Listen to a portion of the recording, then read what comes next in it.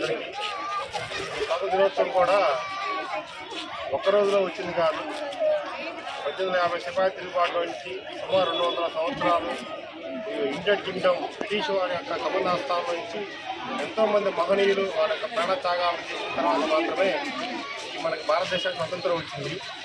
కనుక ఈరోజు వారి యొక్క సేవలను మనం గుర్తుపెట్టుకొని వారు ప్రాణత్యాగం దేనికి చేశారు, మనం ఈ విధంగా స్వేచ్ఛగా మన యొక్క మనుగడను జీవించడం కూడా స్వేచ్ఛగా లేని పరిస్థితుల్లో నుంచి మన యొక్క జీవితాన్ని మనకన్నట్టుగా మన చేత తయారు చేయబడిన మన స్వేచ్ఛగా మన భారతదేశంలో మనం నివసిస్తున్నాము.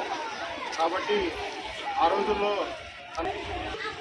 మన సింగరాకొండ భాష స్కూల్ వారు మన కళ్ళ ముందు ఉన్న భగత్ సింగ్, మన రాణి రుద్రమదేవి, మహాత్మా గాంధీ గారు, అదేవిధంగా సుభాష్ చంద్రబోసు, ఎంతోమంది దాదాబాయి నవరోజీ, జవహర్లాల్ నెహ్రూ గారు ఉన్నారు, రాణి రుద్రమదేవి గారు ఉన్నారు, మన భరతమాత, చాలామంది ఉన్నారు. వాళ్ళ యొక్క చిన్నపిల్లల ద్వారా వారు పబ్లిక్ పిల్లలకు తెలియాలని ఈ స్ఫూర్తి చేయటము, అదేవిధంగా ఈ జెండా ఆవిష్కరణలు ర్యాలీలో మేము కూడా భాగస్వామ్యందుకు చాలా ఆనందంగా ఫీల్ అవుతున్నాము.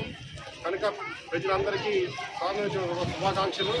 ఈ ర్యాలీ కూడా ఎటువంటి ఇబ్బందికరంగా లేకుండా మా పోలీసు వాళ్ళు ప్రత్యేకమైన భద్రత ఇస్తాము.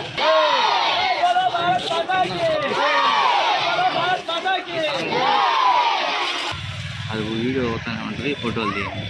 ఇది కింద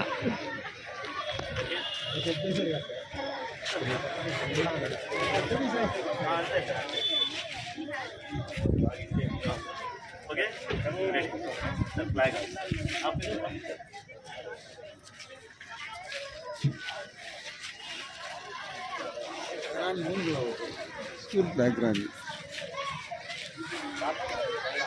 जय बोलो भारत माता की, जय बोलो भारत माता की, जय बोलो भारत माता की।